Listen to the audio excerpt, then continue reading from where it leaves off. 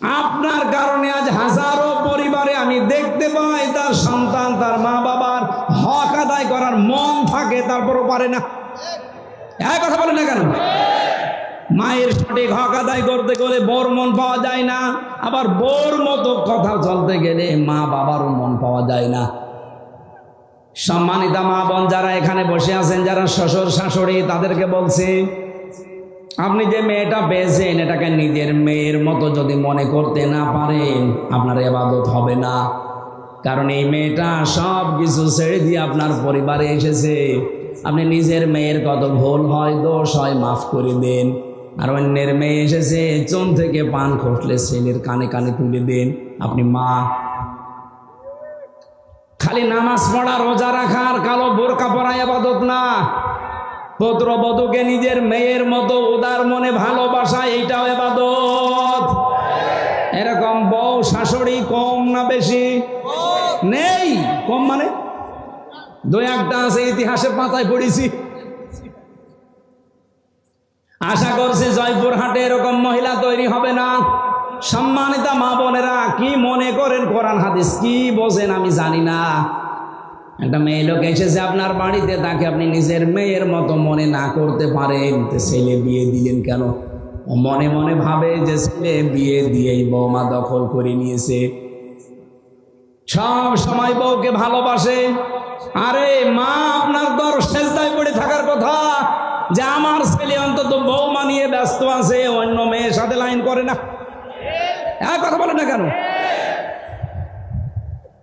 আপনি আমাদের জাহান্নামে নিয়ে যেতে চান। মা বাবা সম্পর্কে আমরা জানি না তাদের মর্যাদা, এ কারণে হাজারো সন্তান তাদের খেদমত করে না, আলাদা করে দেয়, এমনকি বৃদ্ধাশ্রমে রেখে আসে। কি নেই? বৃদ্ধাশ্রম নেই?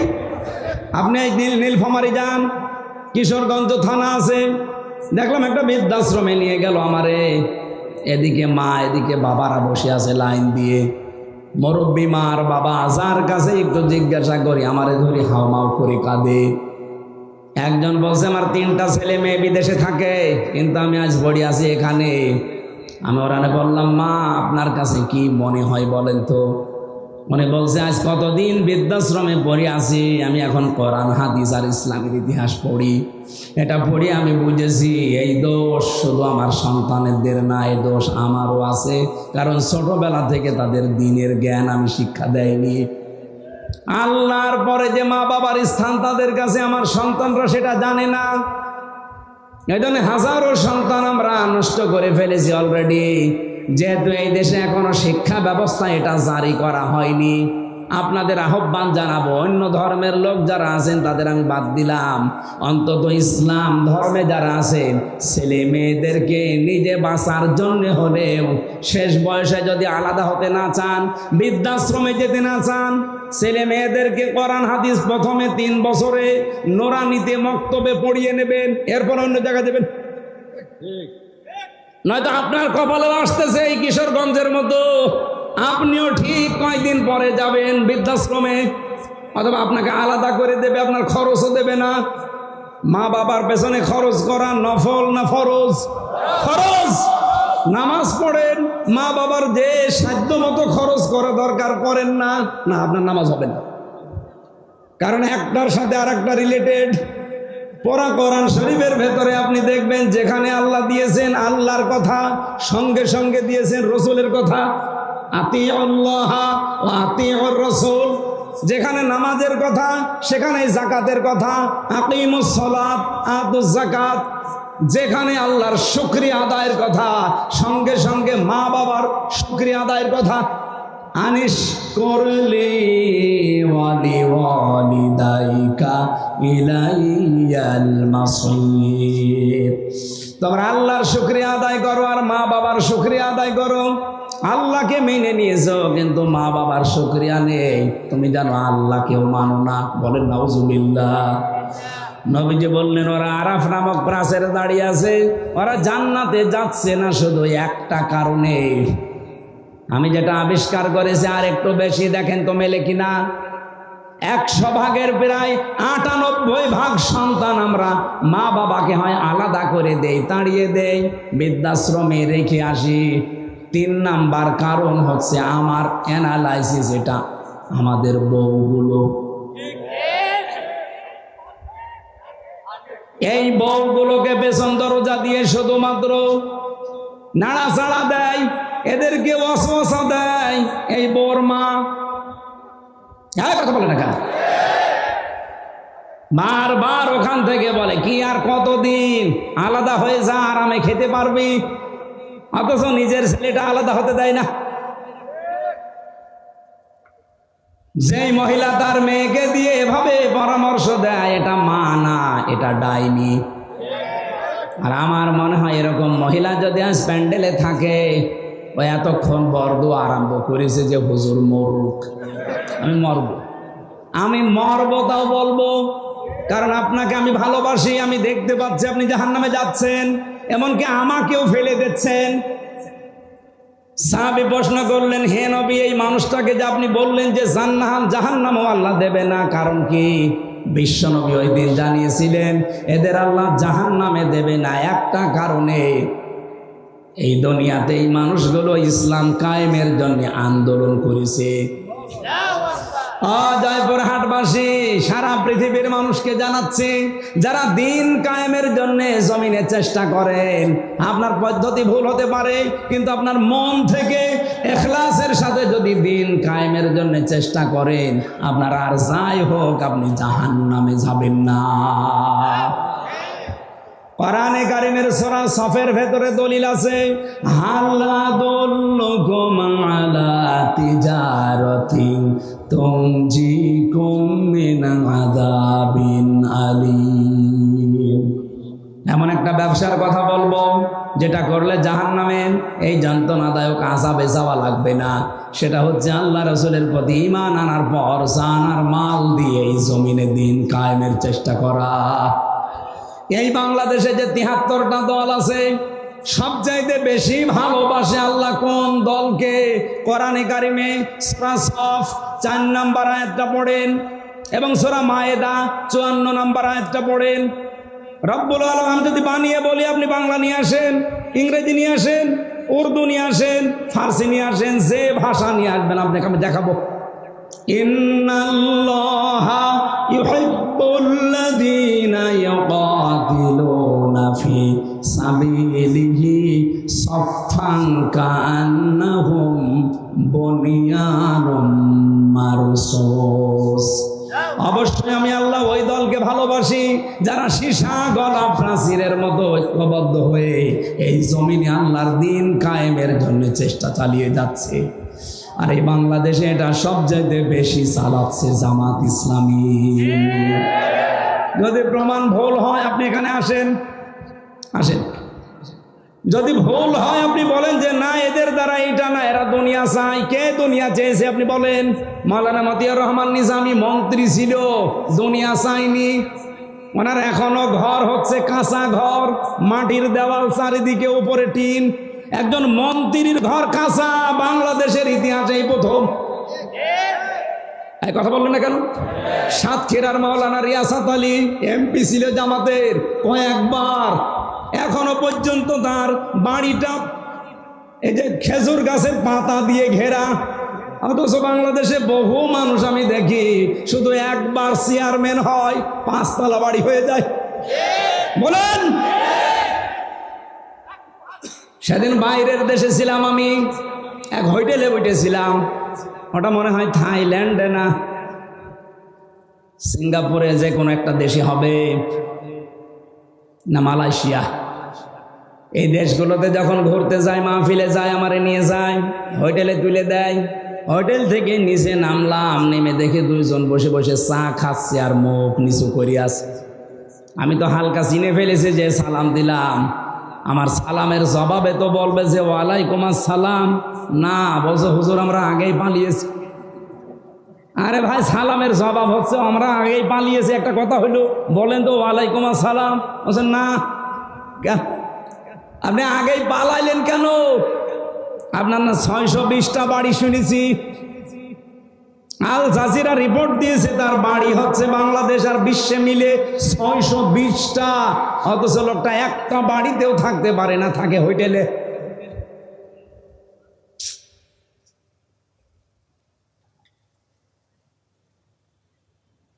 অথচ এই মানুষগুলো 620টা বাড়ি বানায়নি, একটা বাড়িও না, মাটির দেওয়াল। একজন মন্ত্রী, একজন এমপি, আরে মেম্বার না, চেয়ারম্যান না ইউনিয়ন পরিষদের, উপজেলা চেয়ারম্যান না, মেয়র না, একজন মন্ত্রী। আপনি চিন্তা করতে পারেন? আমি তো কোরআনের সাথে মিলিয়ে দেখছি যে মিলে যায় এদের জীবন। এদের 18টা এমপি ছিল, 1 টাকার দুর্নীতি পায়নি। বাতিলরা চেষ্টা করেনি, অনুবীক্ষণ যন্ত্র লাগিয়ে রেখেছে, 1 টাকাও পায়নি দুর্নীতি। 250-র উপরে উপজেলা চেয়ারম্যান ছিল, 1 টাকা দুর্নীতি পায়নি। 1000-এর উপরে ইউনিয়ন চেয়ারম্যান ছিল, পায়নি। 1500-র উপরে মেম্বার ছিল সারা বাংলাদেশে, 1 টাকা দুর্নীতি পাওয়া যায়নি। এর চাইতে আবার কি প্রমাণ দেওয়া লাগবে আপনাদের? এর চাইতেও যদি ভালো মানুষ দেখতে চান, আমার মনে হয় আপনাদের ফেরেশতা জিবরাইল ছাড়া সম্ভব না। এর চাইতে ভালো মানুষ দেখা সম্ভব না জিবরাইল ফেরেশতা ছাড়া।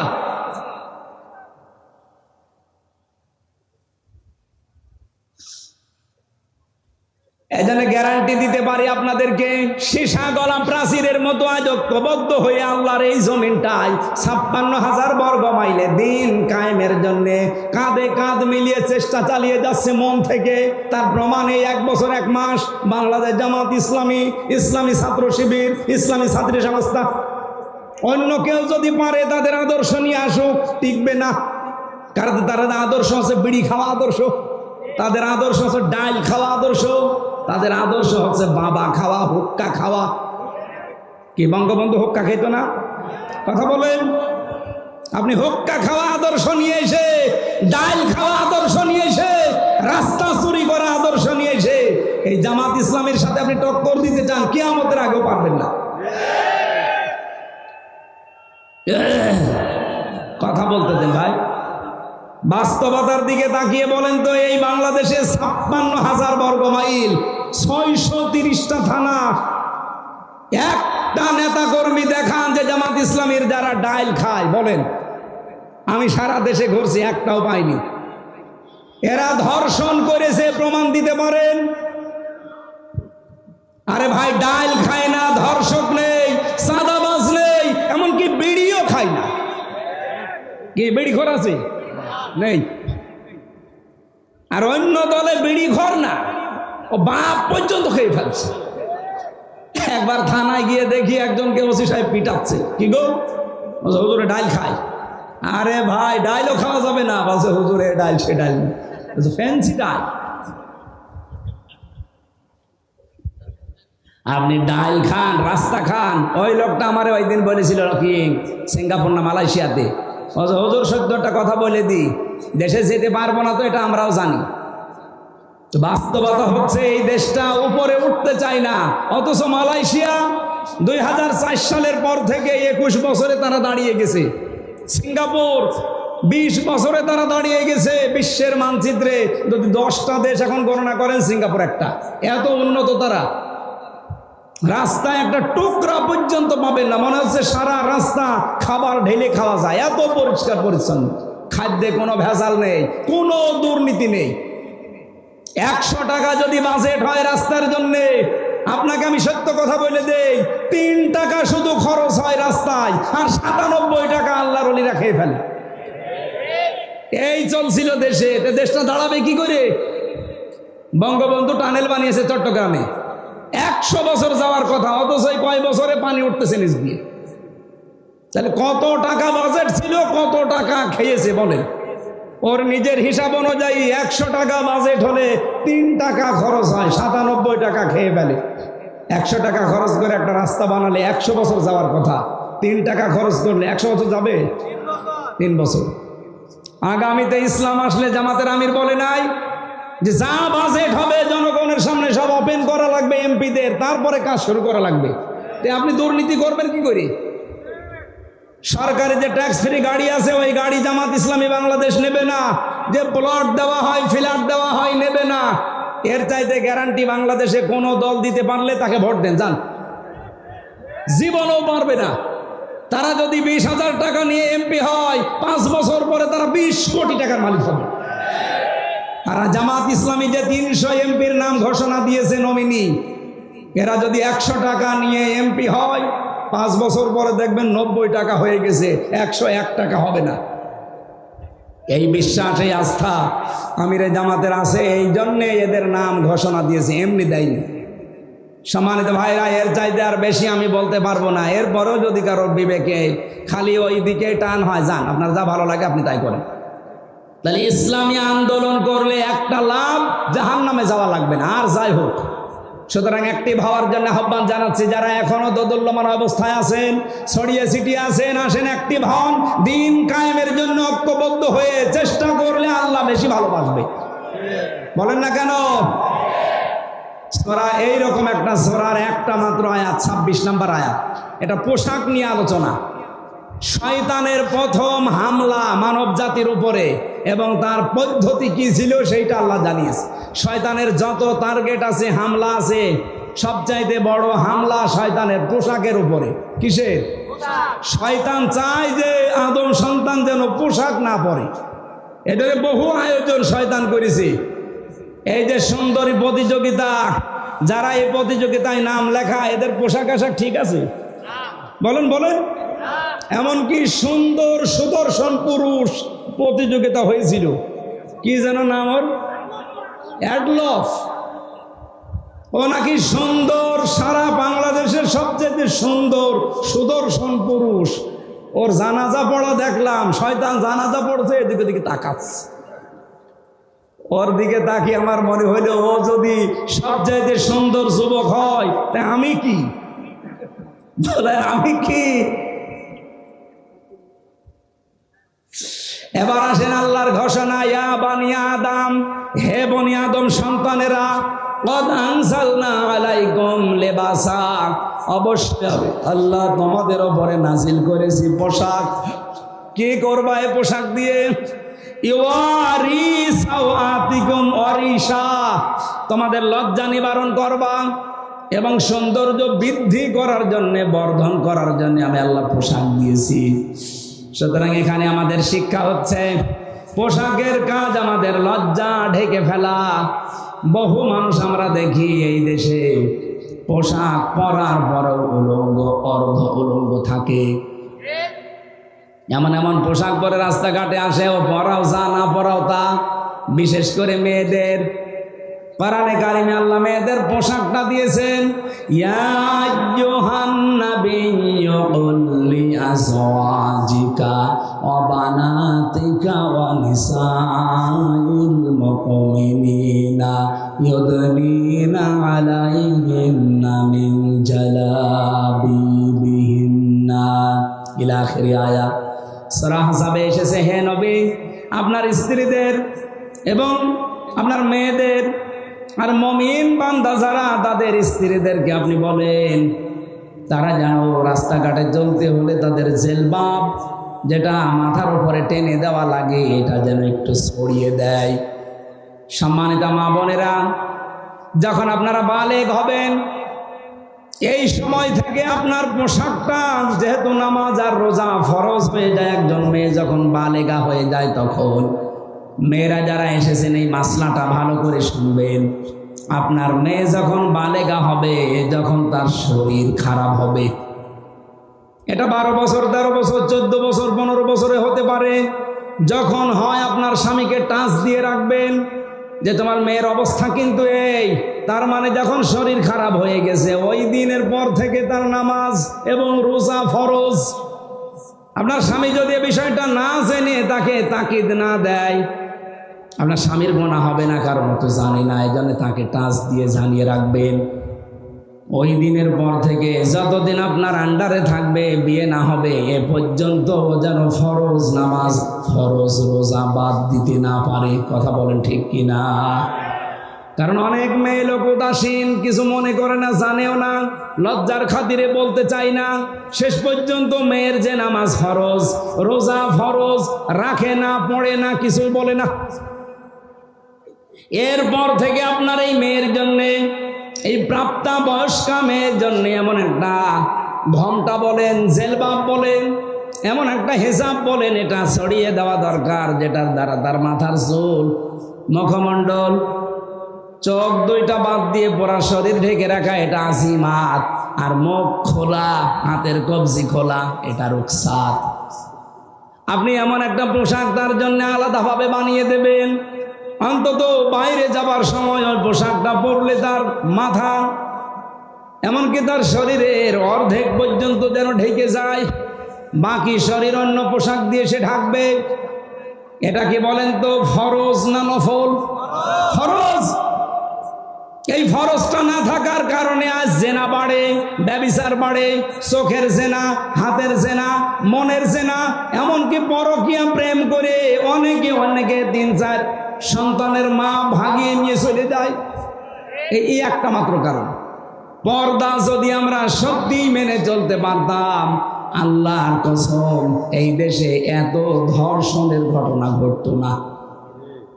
সব চাইতে বড় বিষয় যদি আইন থাকতো, পর্দা যদি না থাকার পরও যদি আইন থাকতো, আইনের প্রয়োগ থাকতো। আমি বাইরের দেশে দেখেছি সেখানে পর্দার বিধান নেই কিন্তু আইন আছে, প্রয়োগ আছে। বিভিন্ন জাতির মানুষেরা মালয়েশিয়া, সিঙ্গাপুরে বাস করছে, কিন্তু প্রকাশ্যে কোনো ঘটনা আমি দেখিনি। হাফ প্যান্ট পরে মেয়েরা চলে যাচ্ছে সামনে দিয়ে, আপনি যদি এক নজর তাকানোর পরে আর এক নজর তাকান, মেয়েটা যদি পুলিশের কাছে কমপ্লেন করে আপনার খবর আছে। আমাদের দেশে এরকম না। এই দেশে যদি সত্যি আইনটাও থাকতো, ইসলাম থাকলে তো সোনায় সোহাগা, যদি আইনটা থাকতো আর প্রয়োগ থাকতো, আমরা যারা ইফটিজিং করি, উল্টা পাল্টা কাজে আজ যারা লিপ্ত হয়, ধর্ষণের মতো, ব্যভিচারের মতো, পুরুষ মানুষের আমার মনে হয় স্বপ্ন দোষ বন্ধ হয়ে যেত। এই জন্য আইন সামনে যদি আমরা ইসলাম নিয়ে আসতে পারি, পোশাকের এই আইন, যে যার ধর্ম মতো পোশাক মেনে চলবে। কোরআনে কারিমের যে নির্দেশনা দেওয়া আছে, যতটুকু আছে মেয়েদের উপরে, মুসলিম মেয়েদের উপরে, এটা প্রয়োগ করতে পারলে এর পেট থেকে আপনি দেখবেন আল্লাহওয়ালা সন্তান আল্লাহ উপহার দিচ্ছে। আব্দুল কাদের জেলানি যেই মায়ের পেটে এসেছিল, মায়ের পেট কি খোলা ছিল? বলেন বলেন। যারা দোয়া চান আমার কাছে, হুজুর দোয়া করেন ছেলে যেন আব্দুল কাদের জেলানি হয়, এমনি হবে? আব্দুল কাদের জেলানির মায়ের মতো মা তৈরি করে নাকি? রিসা, রিসা মানে সৌন্দর্য বর্ধন করা পোশাক। হ্যাঁ, মেয়েরা এই পোশাক পরতে পারবে, এটা শুধুমাত্র তার স্বামীর জন্যে। সম্মানিতা মা বোনেরা, সৌন্দর্য বৃদ্ধি হয়, যৌন আকর্ষণ বাড়ে, এরকম পোশাক আপনি পরতে পারবেন আপনার স্বামী, তাছাড়া আপনার বাবার জন্যও পরা জায়েজ নেই। লিবাসুত তাকওয়া যালিকা খায়র, সবচাইতে বড় পোশাক হচ্ছে তাকওয়ার পোশাক। তাকওয়ার পোশাক কি? আল্লাহর বিধান মানা, নিষেধ ছেড়ে দেওয়া, এটার নাম তাকওয়ার পোশাক। 2 নম্বরে, যেখানে আল্লাহ যে আদেশ দিয়েছে ওই আদেশ সঠিকভাবে পালন করার নাম হচ্ছে তাকওয়ার পোশাক। আপনার স্বামী বাইরে গেছে, আপনার আদেশ হচ্ছে সন্তান, সম্পদ এবং ইজ্জত হেফাজত করে রাখা, এটা আপনার উপরে লেবাস। এই লেবাসুত তাকওয়া হাজারো মহিলা পরিবারে মানতে পারে না। যালিকা খায়র, যালিকা মিন আয়াতিল্লাহ লাআল্লাহুম ইয়াযাক্কারুন। নবীজি বলেন, এই নিদর্শনগুলো আমি আল্লাহ বর্ণনা করলাম কারণ শয়তানের প্রথম হামলাই ছিল মানুষের ওপরে, এই লজ্জা স্থানের ওপরে। ওই সেই প্রথম দিন থেকে আরম্ভ করেছে। ইয়া বানি আদম লা ইফতিনান্নাকুমুশ শাইতান, হে বানি আদম সন্তানেরা, শয়তান যেন তোমাদেরকে ধোঁকায় ফেলে না দেয়, প্রতারণা না করে তোমাদের সাথে। কামা খরাজা আবাওয়াইকুম মিনাল জান্নাহ, যেমন তোমাদের বাবা মাকে জান্নাত থেকে প্রতারণা করে বের করে দিয়েছিল। শয়তানের কিন্তু এই উদ্দেশ্যটা ছিল না, আমি তাফসিরে পেয়েছি যে আদম আর হাওয়াকে জান্নাত থেকে বের করে দেওয়া লাগবে না। ওর প্রথম উদ্দেশ্য ছিল যে আমি তাদের উলঙ্গ অবস্থায় দেখব। এই জন্য শয়তান হচ্ছে যৌনবাদী আর আমরা হচ্ছে মৌলবাদী। এই কথা বলেন না কেন? আপনি মৌলবাদী পরিচয় দিতে আপনার লজ্জা হয়। মৌল মানে আল্লাহ, মৌল কি? মৌল যেহেতু আমরা আল্লাহকে মেনে চলি, সুতরাং আমরা মৌলবাদী। যারা এই ঘোষণা দেয় যে মৌলবাদীর ঠিকানা এ বাংলায় হবে না, ওই সন্তানরা যার সন্তান। এ মৌলবাদী না হলে তো আপনার মা বাবার বিয়ে হতো না, কারণ আল্লাহর নাম ছাড়া বিয়ে দিলে বিয়ে জায়েজ হয়। তো কাকে মৌলবাদী বলেন? নিজের গায়ে নিজে থুতো ফেলছে। তাহলে শয়তান হচ্ছে যৌনবাদী ও যৌনতা ছড়াতে ভালোবাসে। সুতরাং যে সমস্ত মেয়েরা নিজেদের লজ্জাস্থান সহ গোপন অঙ্গগুলো আরো মানুষকে দেখিয়ে শান্তি পান, আপনি মনে করবেন শয়তান আপনাকে দখল করে ফেলেছে। এখন বাড়ি যান, বাড়িতে যাওয়ার পরে যদি দেখেন আপনার স্ত্রীকে সালাম দিলেন আর আপনার স্ত্রী আপনাকে বলছে ওই শুকুরের বাচ্চা, ভালো লাগবে? আপনার রাগ হবে না? জ্ঞানী মানুষ হলে আপনার রাগ হওয়ার কথা না। আপনি চিন্তা করবেন কি গো, এতে শিক্ষিতা মেয়ে, ধার্মিক মেয়ে, কোনোদিন আজ পর্যন্ত আমার মুখের উপরে মুখ দিলে কথা বলে না, অথচ এখন আমার সালাম দেওয়ার পরে শুকুরের বাচ্চা গালি দেয়। অবশ্যই এর জিনে ধরেছে। কিসে ধরেছে? আপনি যখন দেখবেন যে যৌনতা ছড়াতে আপনার ভালোবাসেন, উলঙ্গ অর্ধ উলঙ্গ পোশাক পরতে আপনার ভালো লাগে, আপনি মনে করবেন শয়তান আপনাকে দখল করে ফেলেছে। কারণ শয়তান সব সময় যৌনতা ছড়াতে ভালোবাসে। আল্লাহ আমাদের হেফাজত করুন। মেয়েদের এমন এমন সন্তান আল্লাহ আমাদের উপহার দান করুন। ফাতেমাতুজ জাহরার পেটে যেমন এসেছিল, কথা বলেন না কেন? আল্লাহ আমাদেরকে আয়াতটা বাস্তব জীবনে, এটা শয়তানের প্রথম হামলা, ও মানুষকে উলঙ্গ করতে চায়। আর দেখেন নভেল, নাটক, থিয়েটার, সিনেমা যা বানানো হচ্ছে সব কি করে উলঙ্গ করা যায়, এই বুদ্ধি। আর এগুলো আসতেছে আমাদের দাদাদের দেশ থেকে। ওদের সিনেমার ভেতরে কোন শিক্ষা আছে? ওদের নাটকের ভেতরে কোন শিক্ষা আছে? শুধু উলঙ্গপনা ছাড়া বলেন। ওইটা দেখে দেখে আমাদের দেশেও বানানো হচ্ছে। আর যারা সবচাইতে বেশি উলঙ্গপনা ছড়ায় তাদের নাকি দামও এই দেশে বেশি। এখন যেই কয়টা চলচ্চিত্র জগতে কাজ করে, যাদের পোশাক যত ছোট তাদের টাকা তত বেশি। আমরা আগামীতে এই সিস্টেম পাল্টাবো, কথা বলেন না কেন? পর্দা করে যে সব জায়গায় চলা যায় তার বাস্তব প্রমাণ জাহাঙ্গীরনগর বিশ্ববিদ্যালয়। এজিএস যেই মেয়েটা হয়েছে মেঘলা, আয়শা সিদ্দিকা মেঘলা, কে পর্দা নেই তার? আমারে ভোট দেবে না, দেশে পাশ করলো কি করি? এই পরিবেশ তো এখনো জাহিলি যুগে আছি। ইসলাম আসতে দেন, এ বাংলাদেশকে আমরা মিনি জান্নাত বানাবো ইনশাআল্লাহ। এই আহ্বান রাখছি। আর আমার গলা ব্যথা করছে, এই জন্য আমরা শেষ করে দিচ্ছি। আল্লাহুম্মা আমিন।